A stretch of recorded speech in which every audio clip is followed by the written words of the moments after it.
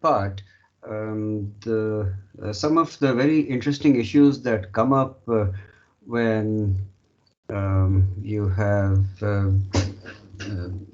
emerging memory technologies like 3D memory, and we pointed out that there are thermal issues, and how to handle them is a very interesting modern challenge. And this lab is about that. The tool that I talked about will the instructions were given. Hopefully, and we know that people have been in touch with Shailja, so many have downloaded and made sufficient progress already in terms of installation and so on, that we can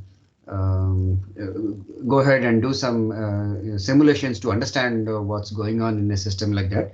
So hopefully most of the time we can spend on the simulation and make some changes to the policy and see what is happening. The lab should be relatively simple, but of course this is a simulation that's going on, and it's a complicated system that's being simulated. So there may be delay. So execution time may be different depending on what kind of system you have. That's something that dynamically only we'll have to figure out.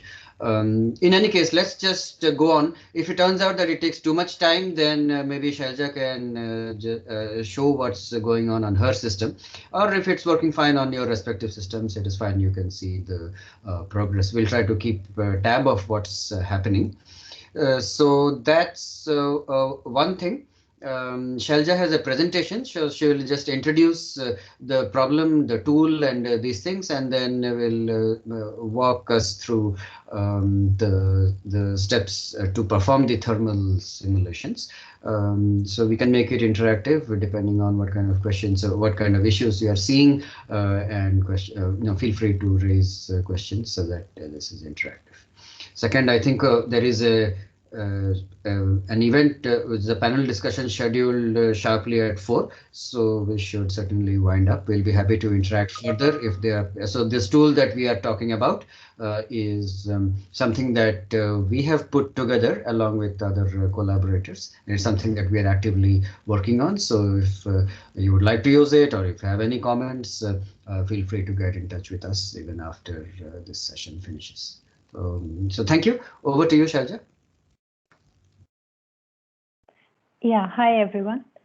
So I'll now share my screen, and we'll start with a short presentation about what this session is going to be, and then we'll quickly jump to the simulation part.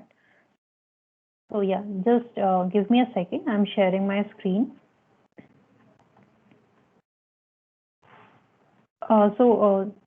Could anyone confirm that is my screen visible? Yes, ma'am. Okay, great. Yeah. So today in this workshop session, we are going to learn about how to conduct CPU and memory thermal simulation. Yeah. So hopefully you might have attended the lecture in the morning. So I'll just give a brief introduction as how a multi-core CPU and a 3D system looks like. So you can see in this slide that we have a multi-core architecture, which simply means that we have, say, for instance, 16 cores in our system, and we have a 2D DRAM here. So a 2D DRAM, in a 2D DRAM, it comprises of multiple ranks, and each rank has multiple banks. So a 3D DRAM system, it is simply a stack of 2D DRAMs. So if we stack 2D DRAMs and we create, if we use several 2D DRAMs and create a stack out of it, what we get is a multi-core system, CPU system, with off-chip 3D DRAM system. So you can see here that there is this memory is located not on the same chip as our cores are located on. So this is what we call as off-chip 3D DRAM. So in today's lab, we are going to see how the temperatures of the cores and the 3D DRAM get affected when we run applications on the CPU, on multiple CPUs. So the first question that arises here is that why do we need this thermal simulation at all?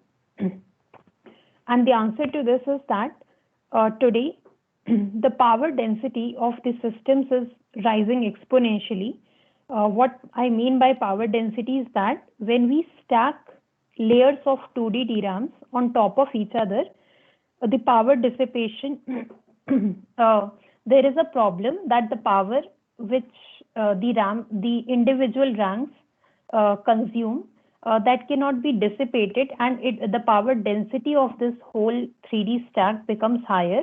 So the memory starts to get heated, and as we know, in our normal devices, in our smartphones also, heating is a very severe problem whenever we run some intensive applications like video or attending some meetings as well. So we know that heating is a very prime concern, and a temperature and power aware design, it has become a necessity.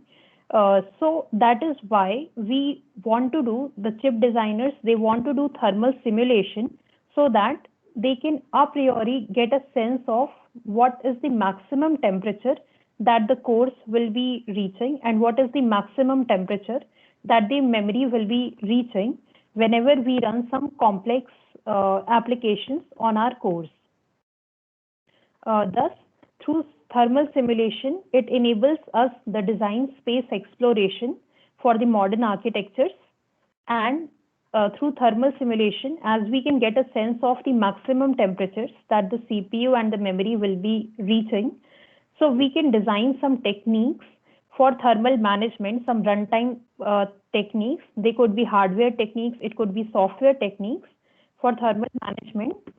And another important use case of thermal simulation is that it enables thermal aware architectural studies. So like the researchers who are doing some research related to thermal management on the modern architectures, they are able to see what kind of temperatures individual components might reach, and therefore they can propose policies for the same. So this thermal simulation helps us to helps in thermal aware architectural studies. Okay, so in this slide you can see the thermal map of core and memory. So here you can see a 16 core system. I hope my pointer is visible. So here you can see a 16 core system, multi-core architecture, and this is a 3D DRAM, which is a stack of 2D DRAM. So here we have 8 layers in this 3D DRAM, and this is the temperature scale which is shown on the right part of the slide, and we have the temperature scale from 66 to 80 degree. And you can see that for 66, we are using the color scheme of blue color, shades of blue. And for the higher temperature, the shades are from orange to red. So there is a gradient here. So what this slide is trying to convey is that when we have to know what temperatures the individual cores are reaching and what temperatures the individual ranks in each of these layer is reaching.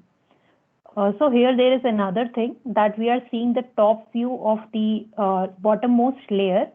So this is like the 2D view. So because actually there is a heat sink that is located at the top of the stack, and heat sink is something which takes away the heat from the component. So because it is located at the top, the topmost layer is coolest, and the bottommost layer is hottest. That is layer L0 is hottest. So we are also showing you a like a 2D view of the temperatures of memory layer 0. So currently you can see that all the cores here are idle. So when all the cores are idle, which means no application is running in any of the cores, we can see that both the cores and memory, they are in cool state, which is the blue color, which is less than 66 degrees Celsius. Now, when we run applications on the cores, so you can see the cores are now heated up, which is somewhere around 72 to 74, the yellow shade. So when we start running applications on the core, the memory starts to get heated. Now you can see that the lowest layer has reached some red color, and similarly we see orange and yellow and shades of blue. So we can see that when the core becomes active, the core and memory starts getting heated. So this is what is called the thermal simulation. These are the thermal map of or the thermal profile of the core and memory. So now the question arises is that what causes this heating in the core and 3D DRAM? So the main cause of heating is the power density that arises from stacking of the 2D DRAMs on top of each other. So we know that in general also, whenever a system is not able to dissipate heat, its temperature will rise because that heat will become concentrated, and the temperature of any system for that matter, it will keep on rising. So there are two components of power which cause this rise in temperature. The first component is the static or the leakage power, and the second component is the dynamic power. So what is meant by static power is that the power which is dissipated even when your system is only in on state. Like for example, your phones, even when you are not running anything on your phone, there is a component of power that is being used, and that is called the static or the leakage power. And when you start to run some activity on your systems, there is another component that is called the dynamic power, which is additionally being required to actually run those tasks. So whenever the power increases beyond some threshold, the temperature also rises beyond some thresholds. And as we know that every system, be it phones, be it laptops, they have a thermal constraints that we cannot exceed a particular temperature, because otherwise the chips will get burned and the system will just shut down. There will be some hardware level damage on the system if we allow the systems to run beyond a thermal limit. So that is why we require runtime thermal management. That is, whenever the temperature seems to be crossing that thermal limit, we want to kick in, and we want to manage the thermal rise so that the temperature can be brought down beyond the threshold. So that is why we need dynamic thermal management. So what are these dynamic thermal management, or as we say DTM policies, are that they periodically measure the temperature, they monitor the temperature of your system, and whenever they see these policies, whenever they see that the temperature is actually about to cross the thermal limit, so they will kick in and they will reduce the activity of the hot units, hot functional units. If we are talking about the cores, then the DTM policies will actually reduce the activity on the cores. If we are talking about the memory will be turned off for a certain duration so that it can cool down. So as simple as that, this is what a DTM policy does, that it stops a functional unit whenever the functional unit is excessively heated. So in this lab, we will today learn about low power state based DTM policy. So actually what happens is that a memory rank, which I showed in the 3D stack structure, it can be in two states, in two power states. One is the active state and the other is the standby state. So in the active state, for an application to make progress on the course, we want that whatever memory requests that application is making to the memory, those requests has to be serviced. Only then the course can continue to make progress. So that is what is the active state of a memory rank.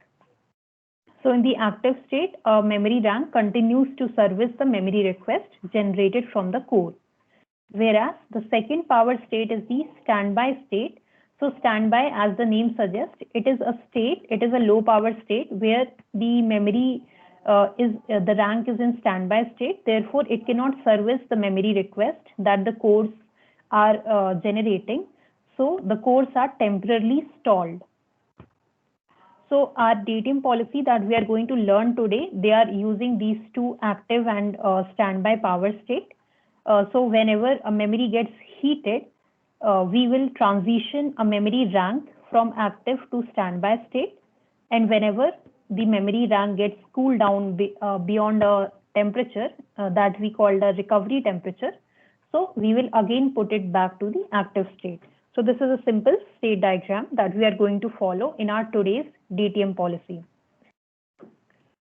So now what we are going to do is we are going to go through this manual that I shared today.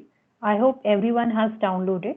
So first of all, any questions so far, or should we get started with the hands-on? I have a question. Yeah. This was all related to memory. Like, what about process and all? Like, do they also have a standby mode? Which one? Processor, right? Yeah.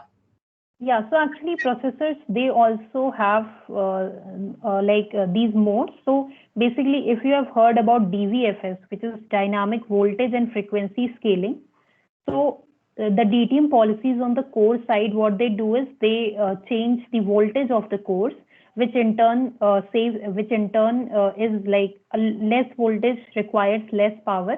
So that's how the thermal management is done on the core using DVFS, that whenever a core is getting heated and it is operating at a higher voltage and frequency, we will reduce the voltage and frequency of the cores and thereby reduce its power consumption. So the concept is similar. These states might be named something else, but yeah, the concept applies for the cores as well.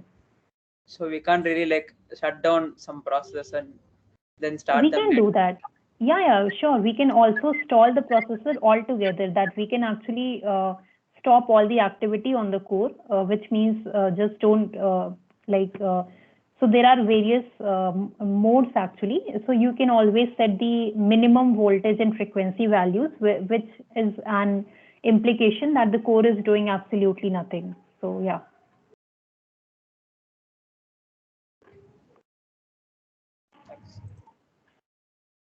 Okay. So I assume that students might have finished, as I have instructed on this manual, that you are required to finish till section 3.5. So first of all, I would like to confirm that has everybody followed the steps well, and were they able to run the commands as specified in the user manual till section 3.5?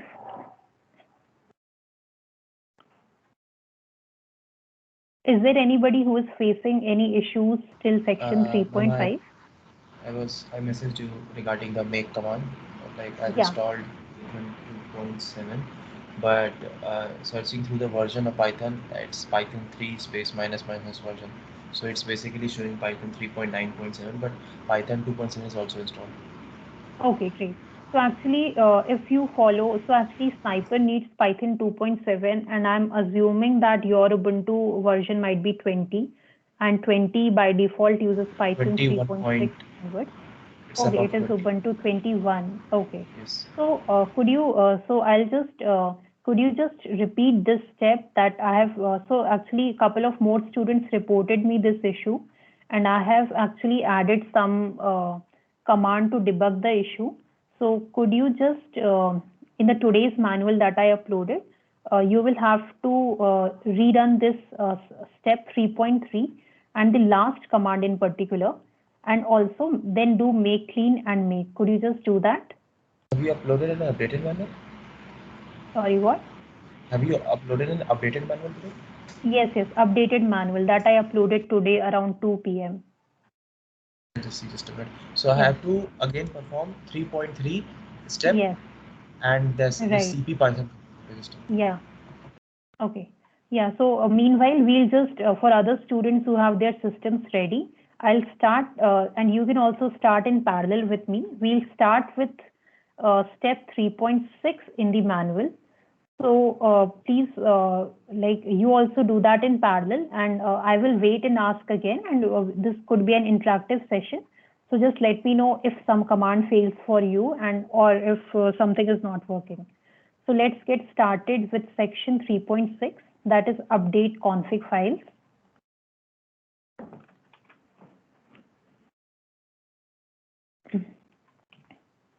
So I have this section. I have already done this this 3.6 on my system. So you guys please do that. And meanwhile, we can also meanwhile I'll start with section 3.7, and we'll see see the live simulations of how are we monitoring the core and memory temperature.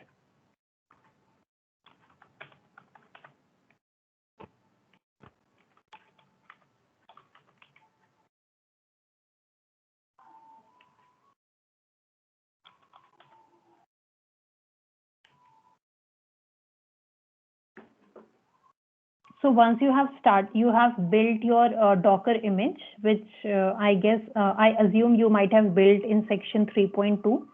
So now the next step is that we are running the Docker image, that is section 3.7. And inside the Docker, when we reach inside the Docker, you can see something of this sort. Let me know if I have to increase the font size here.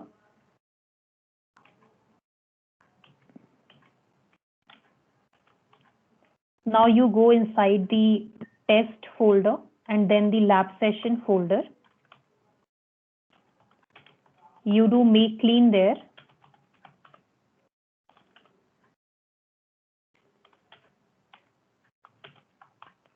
And then run the command make run. So the simulation will get started for a test application that is there inside lab session folder. And currently we are simulating a system which does not have any dynamic thermal management policies. So we will see what are the temperatures that this particular application reaches up to. And accordingly, we will make the decisions for the DTM policy in the next part of this workshop.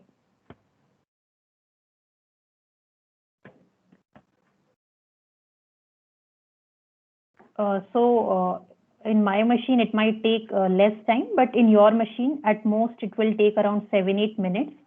So yeah, just keep an eye on whether the simulation is running or not.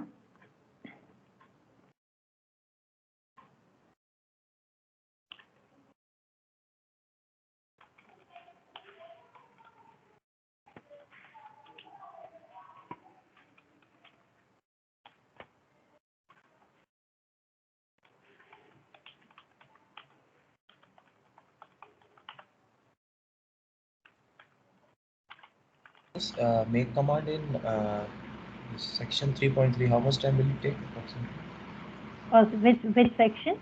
3.3, like I was facing an issue, so I am running the command from 3.2 onwards. Right, okay? right, yeah, right. So this sudo make is working for me right now. It is just executing. So after that, I have to execute the cp command. Yes, you have to execute this. Just copy paste this command on your terminal. Okay. It will take some 10 to 12 minutes because this is the initial setup. Okay, actually I have I am executing this sudo make in this commit directory only. Okay. Right. Yeah, that's where you have to. Okay, just.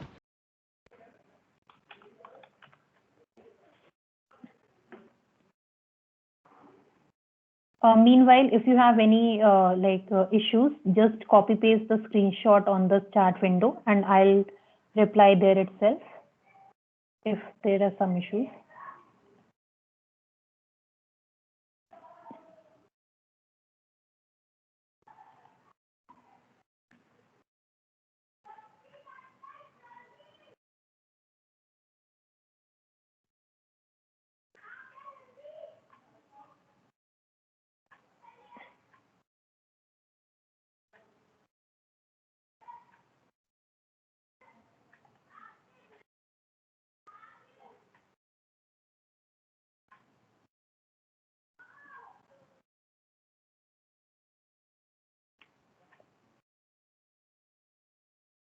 So I hope everyone has finished section 3.6 and section 3.7 because they might take just less than a minute.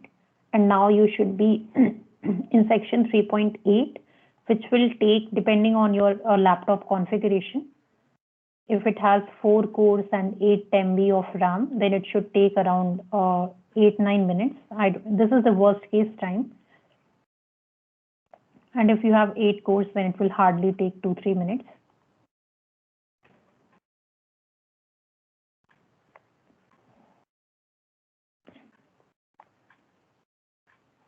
You should be able to see such log messages during the simulation. Please check that.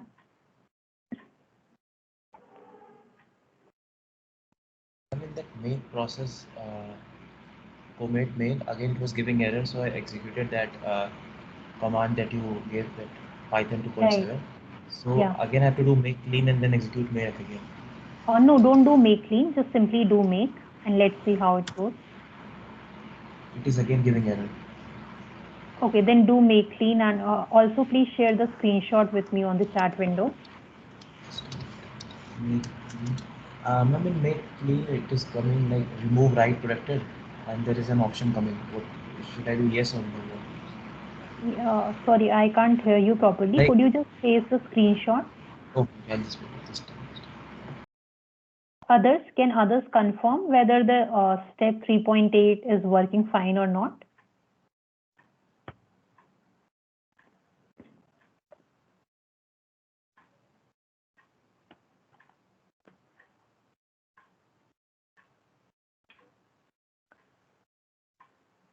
Okay, so there is this question that how are these temperature values calculated? So for this purpose, there is a tool called Hotspot that we have integrated with our Comet tool, which does the thermal modeling of the which performs the thermal modeling based on the memory activity in each rank. Whatever number of memory accesses are reaching to every rank of the memory in every time interval, because the temperature rises due to these memory requests, right? If you keep on continuously making higher number of requests to a particular rank, its temperature will rise because it has to service those requests, and dynamic power will be used for that purpose. So this hotspot tool, you might check the details. The details of the tool are not in the scope of this workshop. But if you are interested in looking that how does the hotspot actually models the temperature, how does it it converts the memory access rate into a temperature value. So you might look into that hotspot tool that is publicly available.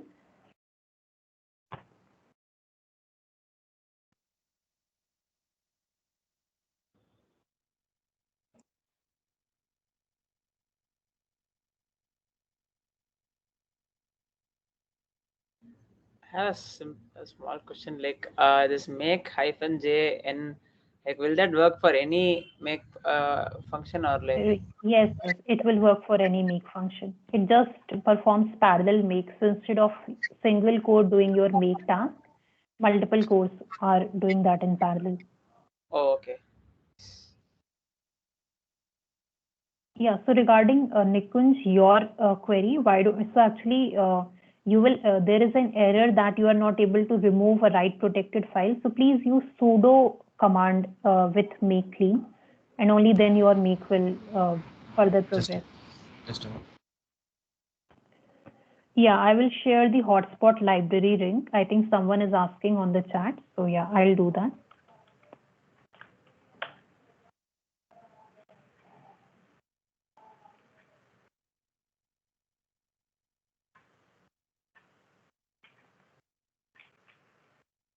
So this hotspot tool is integrated with Comet, and that's how we get the temperature numbers. So yeah, you can take a look at this link to know the details. Also, the thermal simulation has completed on my machine. So I will now be doing step 3.9, which is generating the video. And for those whose machines are little less slower and they are not able, their thermal simulation has still not completed, I'll play the video on my machine, and and I'll also try to explain the video. And meanwhile, I hope that your thermal simulation also completes soon. So the video has been generated, and if you look into my screen,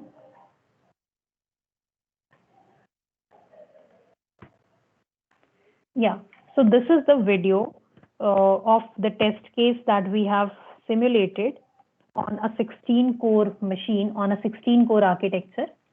So you can see, so the things to note here are that you can see the temperature of the core has also like turned towards red shades of the color, because those applications are the applications that are running, they are both compute intensive as well as memory intensive.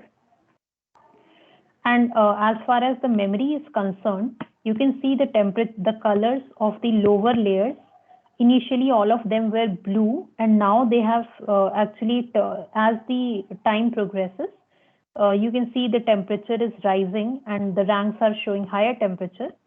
And as we are not doing any DTM in this in this current simulation, so you will see that the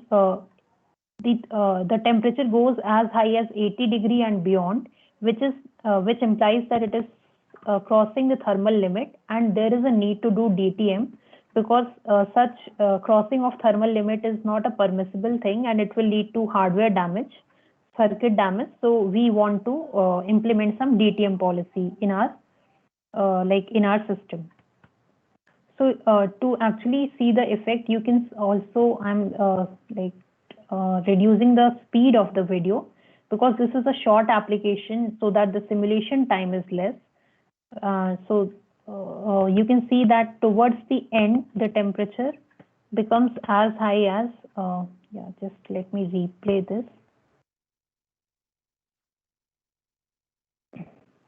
Just a second.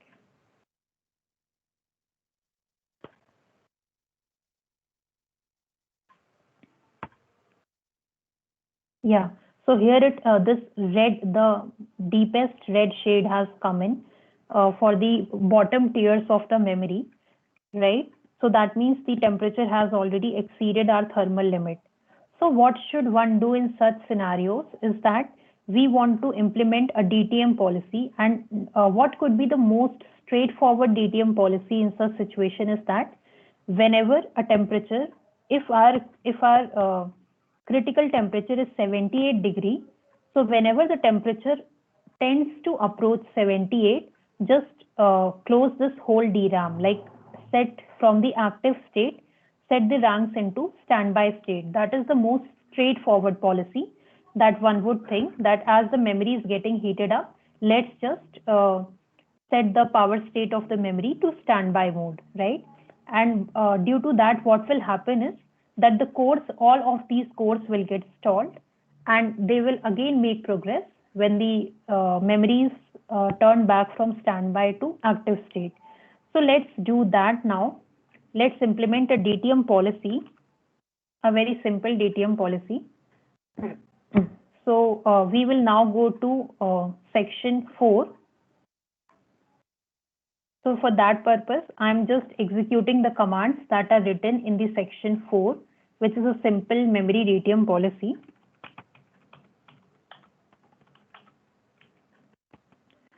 So in the interest of time, I'm just executing the commands.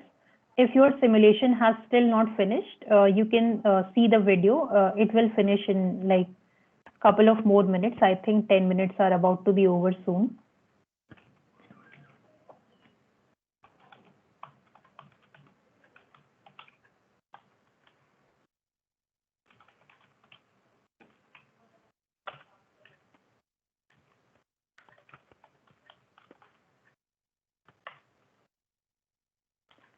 So to implement a simple memory DTM policy, what we have done is the code is already there in your code base. You just have to uncomment a line in this file base.cfg, and you have to comment one line and you have to uncomment the other line. So the line numbers are also specified here, line number 331 in this particular file. So please do that once your earlier simulation finishes.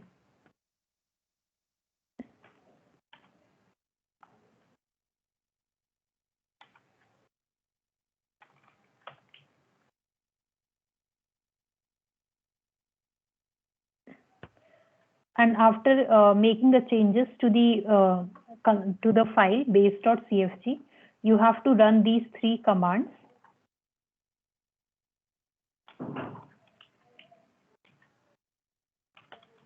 in section Excuse 4. me. Yeah. I am getting a matplotlib not found error, but I do have matplotlib, so So are you running inside Docker? it's a Docker. See? No Docker, like I'm still not able to find any of my folders in Docker, so I'm using normal. No. You'll have to use Docker because inside the Docker we already have the scripts to download Matplotlib versions that are specifically needed for Comet tool. So what is the issue that you are facing in Docker? Could you just tell me? Could you just share the screenshots here?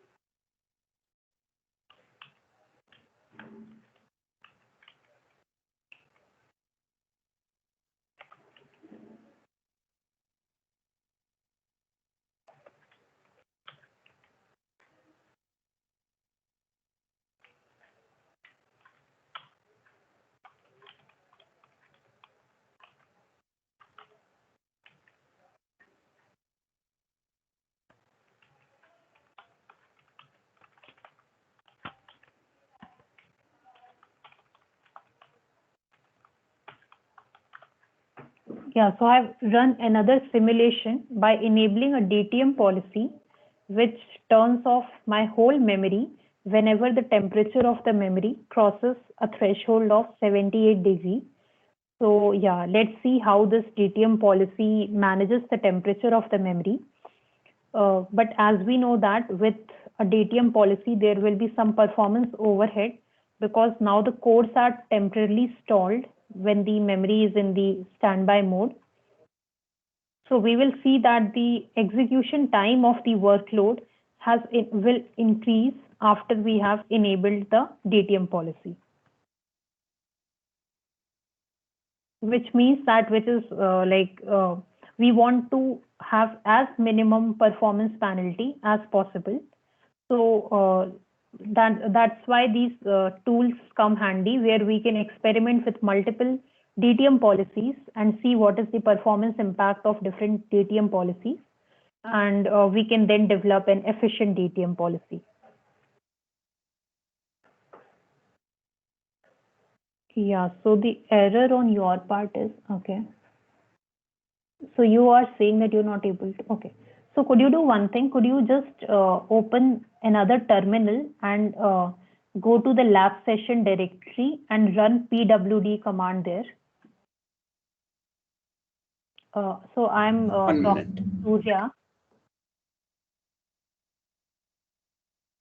Please do that. Please tell me the whole path of your lab session directory.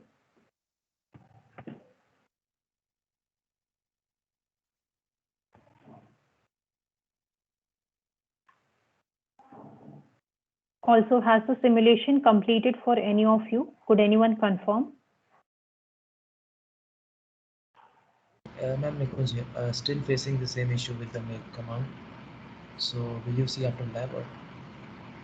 Yeah, maybe, yeah, if that's an issue, it might need some more like offline debugging. Yes. I'll ping you after lab, you can see. Okay? Sure, yeah, please do that.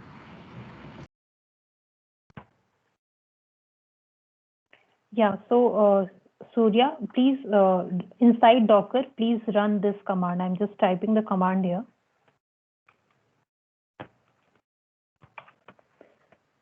You have to go to that particular directory using the cd command.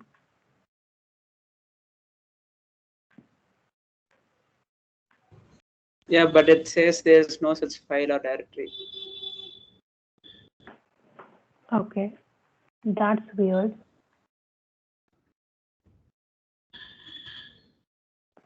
Okay, so what I would recommend you is that you can still do the simulations out of Docker, just that you cannot see the videos because Matplotlib is the library that creates those videos. So yeah, maybe you can just do the thermal simulations and we can fix this issue of yours after the lab.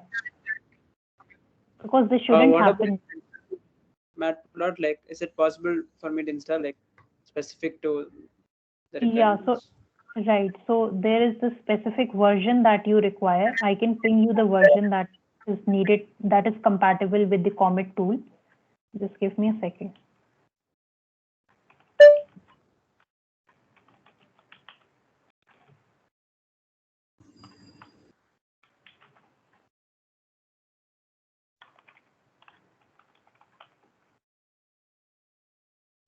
So the version is 3.1.2. If you can download it other than the one you have.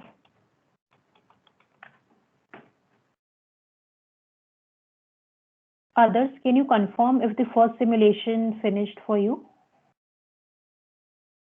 Either in chat or through, like, by unmuting yourself? Still doing, ma'am.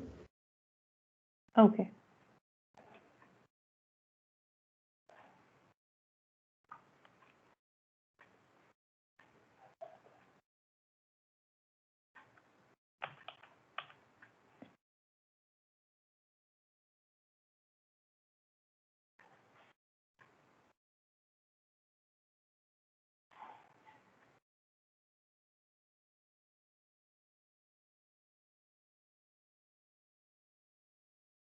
Just a clarification. So for installing this one, I just put as pip2 install matplotlib 3.1.2, right? Yeah. Okay, it says could not find a version. Yeah, so you'll have to go to their official web page and download the source from there, and then you'll have to install it by your own. Okay. Yeah, that is little lengthy process. You'll have to download it from the sources.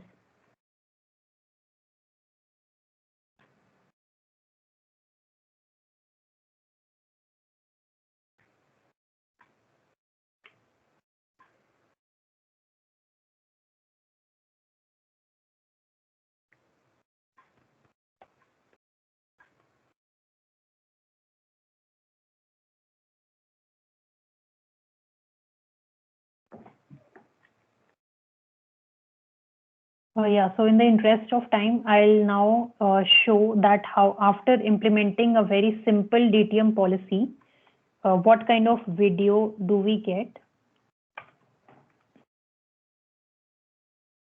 And how does this DTM policy manages the temperature to not exceed the threshold?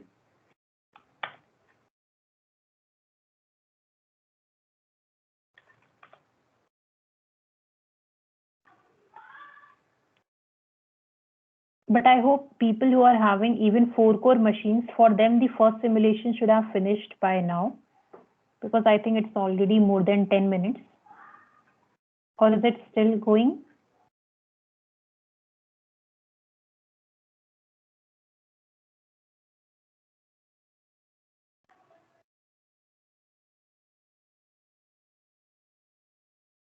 It's still going, ma'am. Okay, okay. So what is your machine configuration, Aditya? A Ryzen chip, ma'am. Okay, so how many cores are there? I think I have 8, but I'm having some issues with some configuration, so I had to fix that. Now only I've started it. Okay, okay, sure. Yeah, so meanwhile, please focus on my screen back. So I'll play the video after I have implemented a simple DTM policy where we close the entire memory as soon as the temperature exceeds the threshold. So now in this video, two things that you should see here is that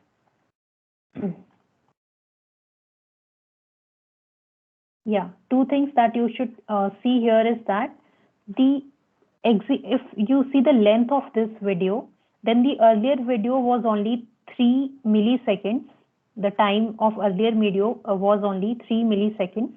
But here, now we see the time here as 19, right?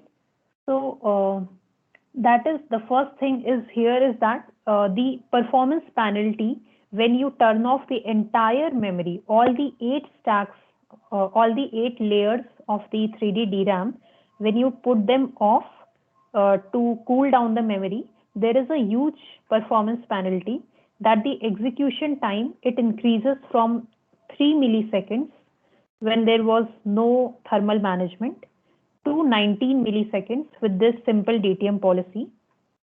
So that is a clear disadvantage that we are increasing the execution time by more than 6x, right? So 3 millisecond, it's 19 millisecond is 6x time, roughly 6x time 3 milliseconds. So that is a huge penalty here. But the advantage here is that you will see now the color of the memory is never approaching the red shades. That means that we are able to control the temperature, and we are working under the thermal limit. So that is the advantage, that our system will not burn down or some thermal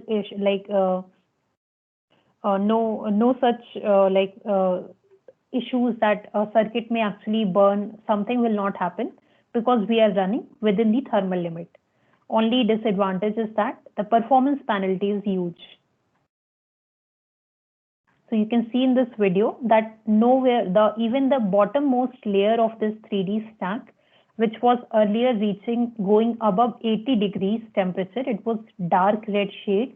Now it is somewhere around 76 kind of 75 kind of temperature. So we are well within the thermal limit, and yeah, but we do incur a severe performance penalty. From 3 millisecond, we are now going to 19 millisecond.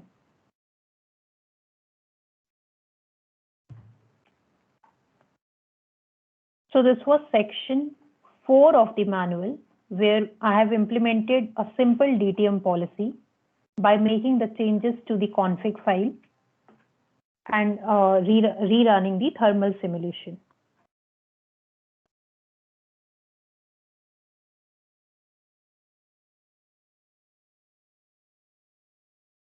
So the next step is that, so the obvious question that comes to our mind is that when, so I'll again play the video of the original video that we had, where the memory was getting heated.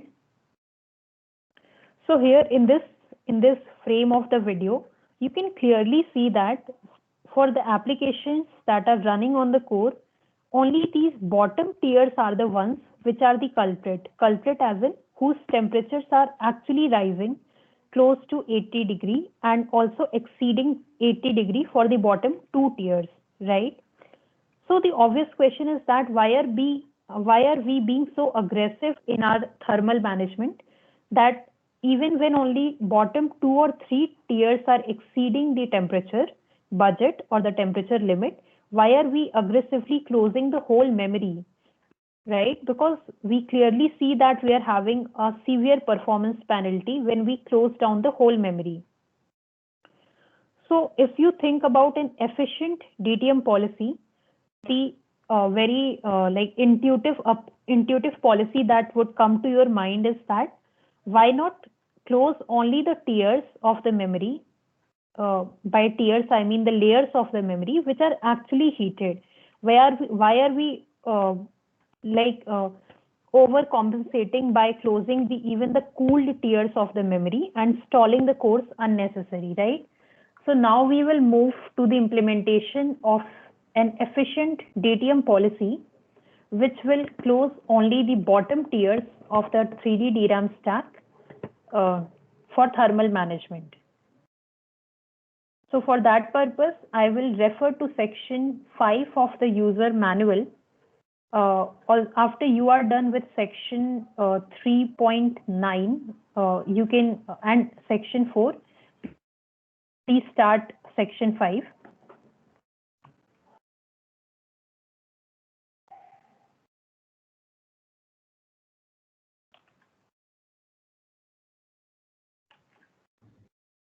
Excuse me, ma'am. So I'm getting a different error now. I think Matplotlib got installed. So you just okay. Look at it.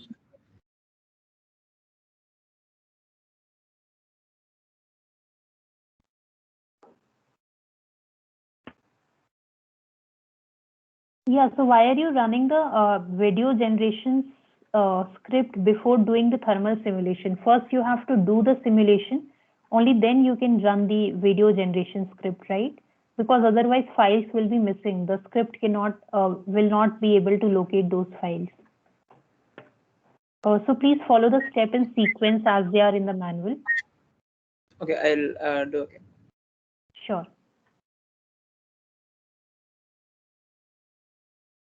Yeah, so meanwhile, I'll go ahead and implement the efficient DTM policy on my machine.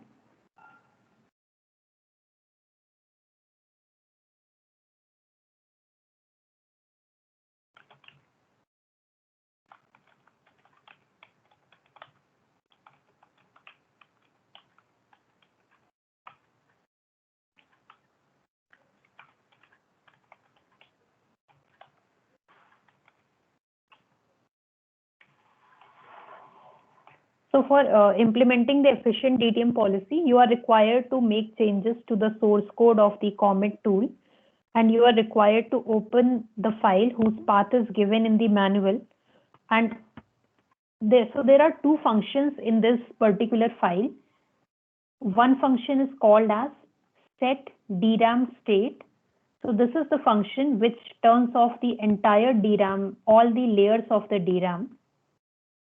And there is another function in this very file which is called set tier state, which instead of turning off the entire DRAM, it will only turn off the respective tiers which are heated.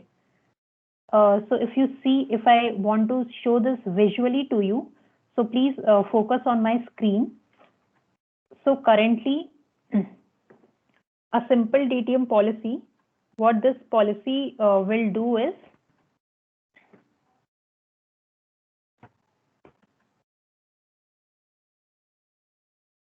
just a second, my system.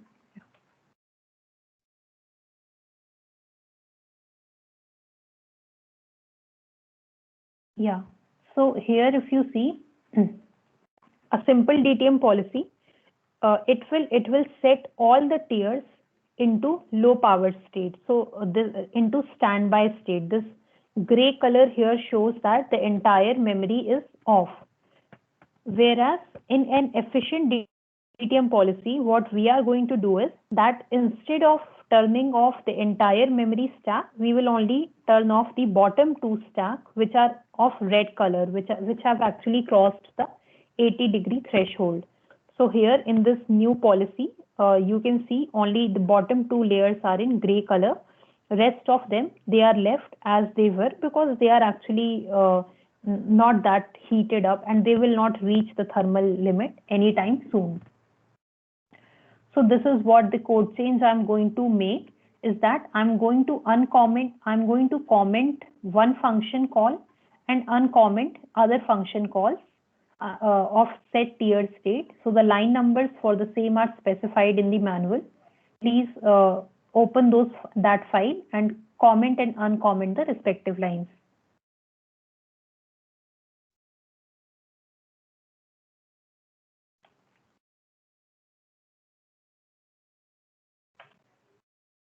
And because now we are changing the source code, so we will have to run the make command again in the Comet main directory. It will take hardly 4-5 seconds.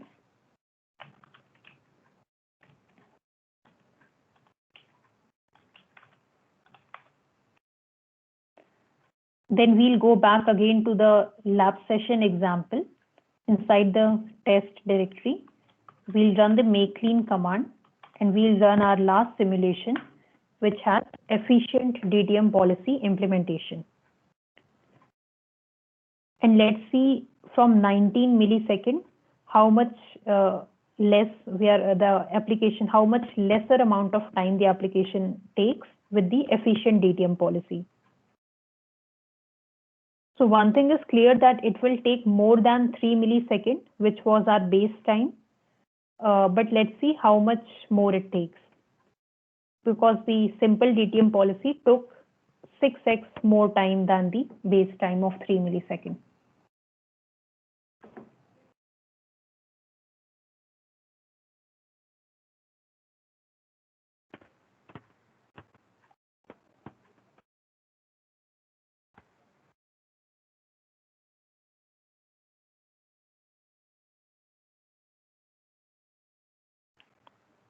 So has the simulation finished for any of you? Because I did run it on my own laptop, which is a fairly slow machine, and it took only 10-11 minutes. So I hope that on your laptops as well, it would have finished at least for some of you.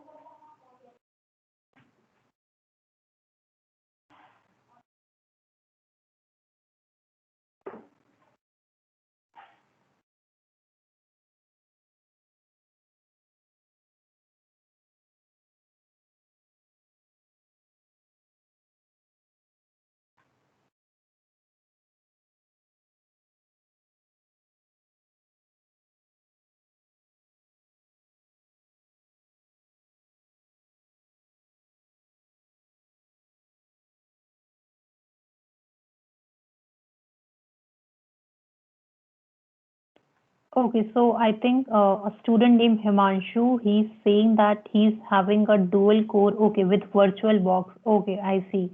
So the students who are running inside VirtualBox and on Windows machine, for them the simulation will be even slower because this virtual machine, they have this two level of paging, right?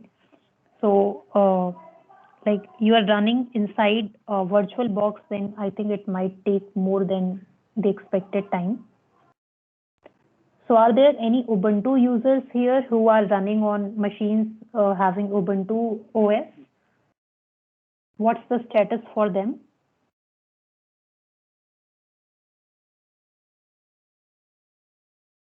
See, You can type in the chat box. I put for 10 cores, but yeah, it's still taking time. Okay, Yeah. sure.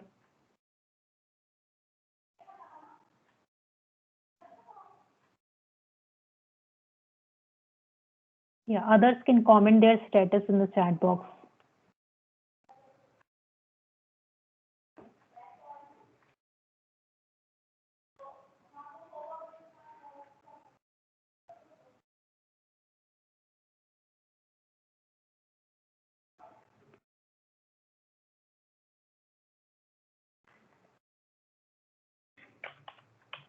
Yeah, so on my machine, the efficient DTM policy simulation has also finished. So I'll generate its video and then I'll play that video on my machine so that we can see the difference in the performance penalty with the two DTM schemes.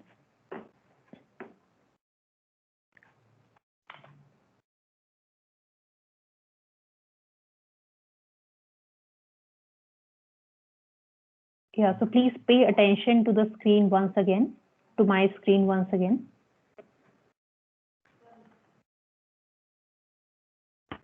Yeah, so this is the video that gets generated when we run the efficient DTM policy. And two things are to be noticed here. One thing is that the color of the memory or the cores both will won't go in this red area, the gradient of red color, And second thing to notice is how much performance, much execution time was taken when we use the efficient DTM policy. So we can see that in this video, in the trace that I'm seeing, this is taking only 5 millisecond of time. So we can see that in the video as well as in the trace that gets generated, that only 5 millisecond of time is required for this video. So one thing to note here is that if we don't close the entire DRAM stack and only put the respective tiers to standby state, which are actually hot, we can save the performance penalty severely, because with the simple DTM policy, the performance overhead was around 600%, which is from 3 milliseconds, the execution time became 19 milliseconds. So which converts to 600% like extra execution time. Whereas with an intuitively efficient DTM policy, we are only paying a performance penalty of 66%. From 3 milliseconds, now the execution time becomes 5 milliseconds. So it is 66% execution time increases, right? So this is what one can explore using our tool Comet, that what kind of DTM policies one should design so that the thermal limit, the temperature is also not crossed. All the ranks are well within the temperature. Also, at the same time, we have to keep in mind that the performance penalty, that is the execution time, should also not increase drastically. It will definitely increase, because we are stalling the memory and therefore we are stalling the core. So we cannot prevent it from increasing, but let's hope that it only increases marginally or slightly and does not increase drastically. So that is an efficient DTM policy. So you can see the video here. The color again is in the yellow region. It never goes in the red region, but at the same time, the application finishes in 5 milliseconds. So that is the advantage here. So this was the efficient DTM policy. So one thing that you should also see in the tool Comet simulation is that whenever, so one student asked the question in the starting that how about cores? I'm only talking about memory DTM policy, but how about cores? Do cores also have such power states? So one effect that you can see in the thermal simulation is that whenever the temperature of the memory is controlled, then because the cores also get stalled, so they also get the time to cool down, because the activity is now suspended on the core. So they, because we are doing DTM on the memory side, but the effect can be seen on the core side also, because core temperature also go down may not be by the same proportion, but it also goes down. So there is a coupling here, that one DTM policy on one component is affecting the other component temperature also. So such insights could be gathered from the tool like Comet, which allows the co-simulation of core and memory, and one can come up with either individual policies for core and for memory, or one can come up with a joint thermal management policy for core and memory. Yeah, so any questions so far?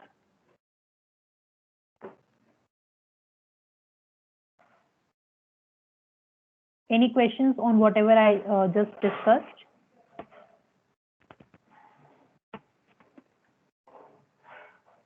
Yeah, I see that most of you are running in VirtualBox, and that's why the simulation is actually taking a lot of time.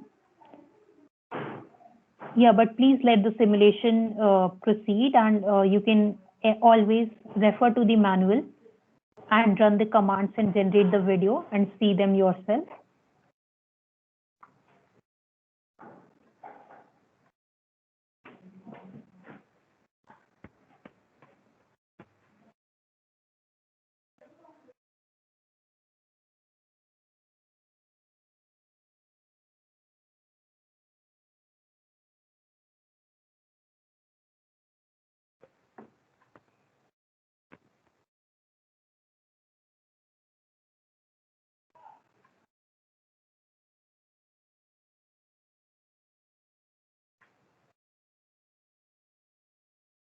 So now from my side, I have finished all the 3 simulations and shown you the video. If there are any doubts, please like unmute yourself and ask the questions. Otherwise, you can, if you are facing any issues in running the tool, I'll be happy to resolve those issues. So please go ahead and share the screenshot on the chat window, so I can look on the screenshots and resolve them right away.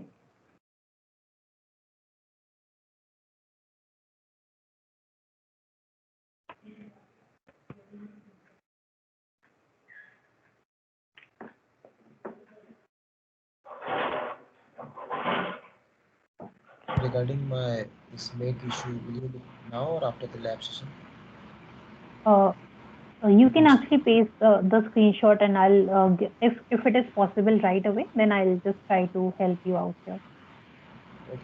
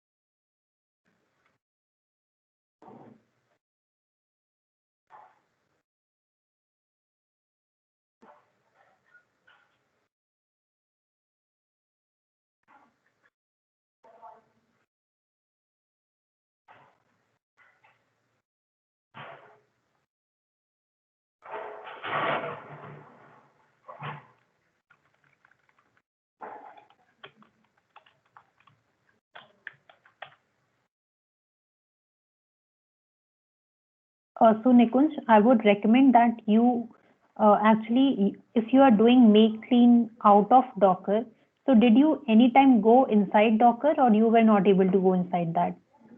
You didn't. Like once yesterday make was giving an error, so once I executed Okay. inside Docker. Docker also, and Okay. make was successful. Okay, so what you should do right now, so make was successful inside Docker. Yes, I think it was not giving any error. I think so. Can you go inside Docker and run the Docker image again? That is, can you follow section, let me check, section 3.71. 3.7? Yeah. Like I've not executed 3.4, and in 3.5 make I was getting an error. So you got error in 3.5. No. Can you refer to the new user manual and tell me which section they are? See, okay. I'll just run 3.4, building a Docker image again. Okay. Yeah, please do that. Okay, after that, I'll tell you. After that, what I have to do? So did you do this 3.4 any time? Like, did you do that? Yesterday only. Yesterday I have done, and it was successful. Okay, great. So actually, what you should do is, I think make clean should work for you on the base folder. Please do make clean and share me the screenshot of that. Outside Docker means on the base folder, right? Outside Docker, yeah. Please do make clean and share the screenshot. Just a minute. Ma'am, in 3.7, we are supposed to do it inside Docker or outside Docker, ma'am? What, Aditya? In 3.7, after running make run, when we get inside Docker, I wasn't able to like navigate anywhere. There was nothing present inside Docker. So I exited and I tried. No. So you have to execute inside Docker only. So when you will do ls inside Docker, by default you won't see anything. So what you should do is, you should like using a pwd command, which gives the path to the current directory. You should take that command outside Docker, like just open another terminal. Okay, let me just share my screen and show you. Yes, ma'am. That would be better. So, so see here, right away I am inside Docker, right? I'm inside Docker, but what I'll do is, to run the application, I will, because inside Docker, you are not able to navigate to your folder. So what you should do is just do this on a second tab.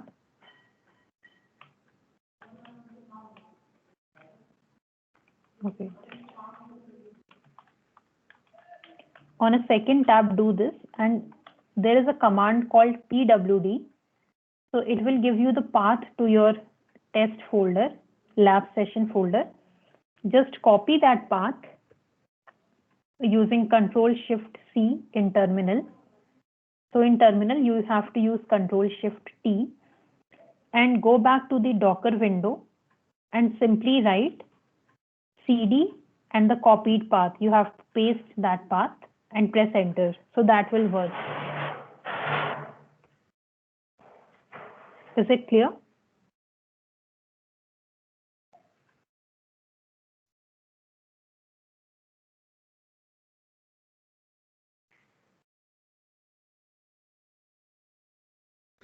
Sorry, I was muted, ma'am. That wasn't working for me.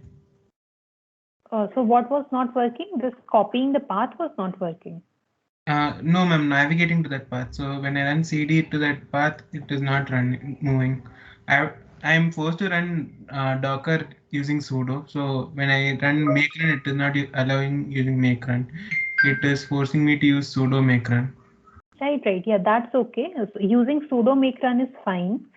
But you are saying that you are not able to, even when you do CD and the whole path that you paste, it doesn't work. No, ma'am, it says no such file or directory. Okay, that is. Can you share the screenshot of that? Like the command after executing the command, how does it go? Yes, ma'am.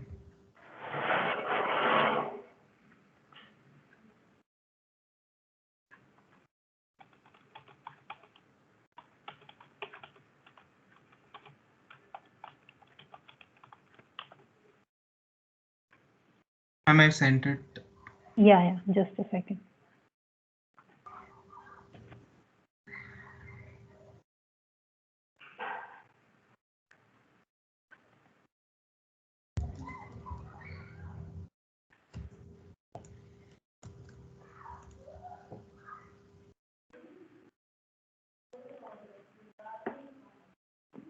So you have shared actually 2 screenshots, right? No, ma'am, only one. I have shared 2 screenshots for make Okay, clean. okay, Aditya. Okay, I don't see your screenshot yet. In week 2 day 5 lab channel. Okay, can you share it here in this channel? Just a second.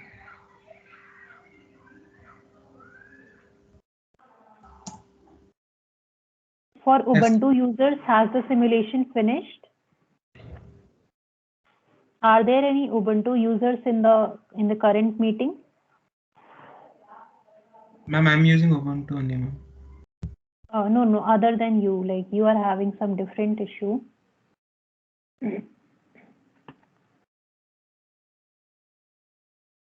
Can you do ls in this particular this root thing? Just do ls, Aditya. It shows whatever is present in root, ma'am. And inside home, there's nothing. It is empty. This is really strange kind of error, because if it is showing everything is there and after going to home it is showing that nothing is present. This might need it online, and that error seems to be something related to mounting, which didn't work properly. Yeah, your file system is actually not mounted when you go inside Docker. So you will have to actually use those mnt commands to first mount the file system once you are inside Docker. Can you share the command, ma'am? I'd like to try. Yes. Same here. Yeah, I can do that. Maybe after this workshop, it will require some Googling and then I can share the command.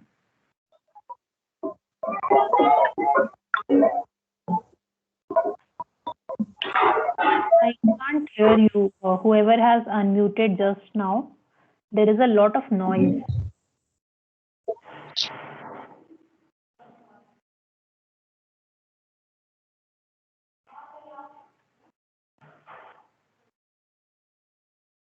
Could you type on the chat box? I think Ashish has unmuted.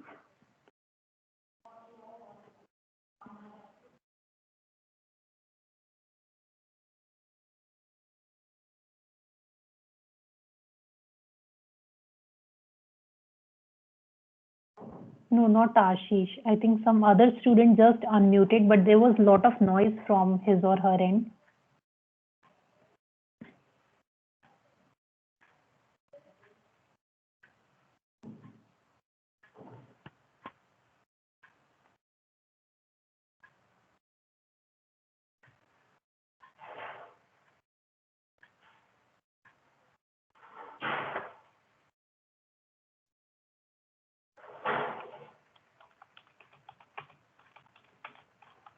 Yes, sir, Nikunj here. I have sent you the screenshots in chat for the make Sure. clean. Where have you sent? Just This now. chat only. No, before Aditya's screenshot. Okay.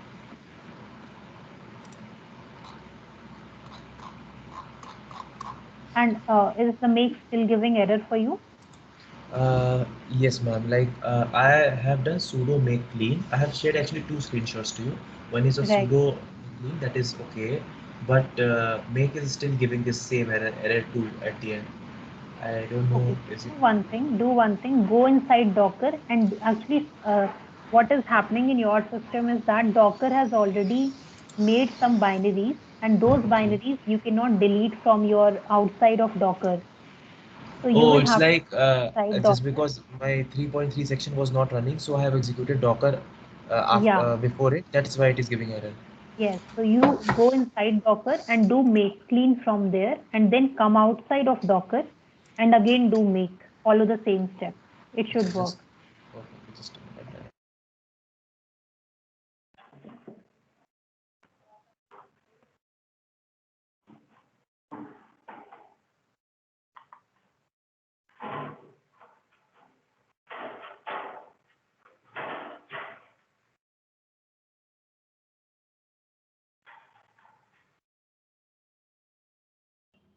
Is Comet only for memory simulations or? No, it is for both core and memory simulation. So you might have seen in the video that the core temperature also we are able to see. But the DTM policy that I have currently embedded in the version of that is shared with you, we have only incorporated memory DTM policy. But the simulation is actually happening for the core temperature is also being simulated and memory temperature is also being simulated.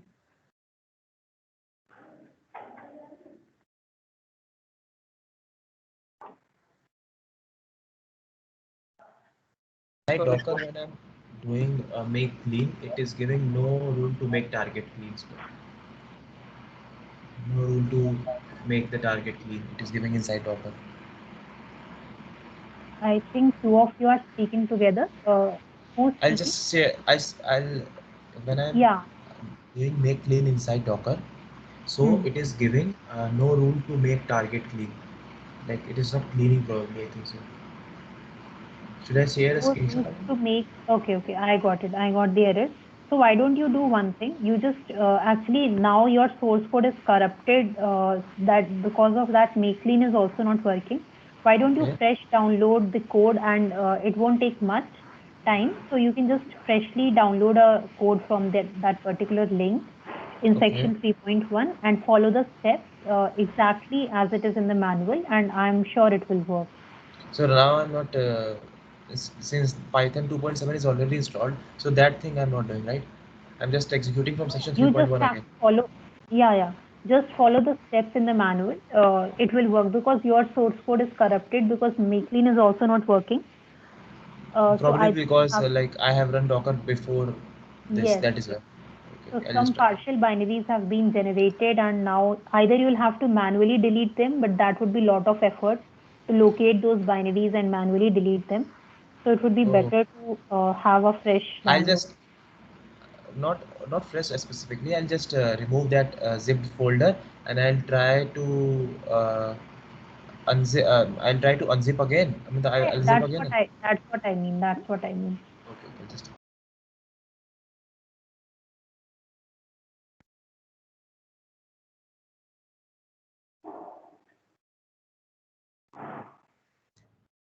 So can we make a Verilog file and then use it as a memory like for this test? What can we make? Could you repeat? How is the memory like generated here? Like, is it using Verilog or some equivalent was used? How was what? I didn't get your question. How was what generated? Like, how was the core and memory Layout. like? Okay. Floor plan. You mean floor. So in the comment there is this feature called a floor plan generator. So I'll just show you that. So here, like you can also configure it that if you want, suppose only 4 cores, then a floor plan will be generated accordingly. The area will be generated. So there is an inbuilt floor plan generator, which is a Python script. So based on that floor plan generated, you can specify the command. So, okay, if you want to know the details, I would just quickly show you one command. So if you see here, this is a Python script for generating the floor plan.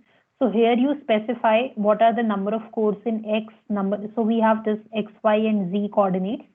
So what are the number of cores in X, Y, Z, and similarly, what are the number of memory banks or ranks in X, Y, Z, and what kind of memory architecture we are using. So using this, it will generate a floor plan for you based on. You can also have a custom floor plan. The user can change the script, and if you want, like you can have even the rectangular floor plan, but currently only square floor plans are supported.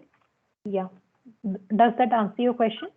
Okay, so suppose I want to run an application on the core, and Right. I want to code the application so that the memory is like, I mean, the temperature is like does not cross the threshold. So, is it possible to do with this? Yes, definitely. So, where is the core exactly? Like, I mean, like we need a source code, right? Yeah, so the source code is already there, like inside the like the folder that you're working on, the code base that you're working on. It already has the code where you can modify the core, like the applications on the core, so that the effect is replicated on the memory. You'll have to do some traversal to actually get into the code, but it's yeah, it's not that difficult to identify that part of code. So the point of the files of interest, if you would like, are there is the scheduler framework inside Comet. So if you will go to the scheduler folder inside common folder, there you will find all the files where you would want to do such kind of modification.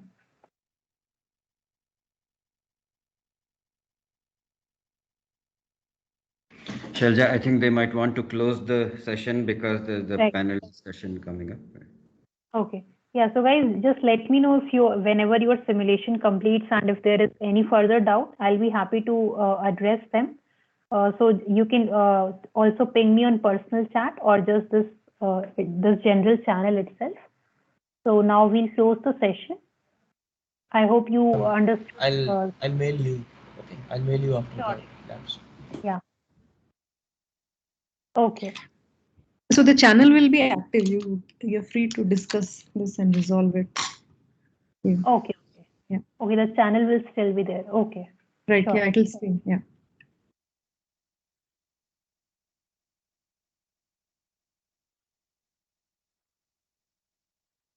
Okay, then we'll close the session here.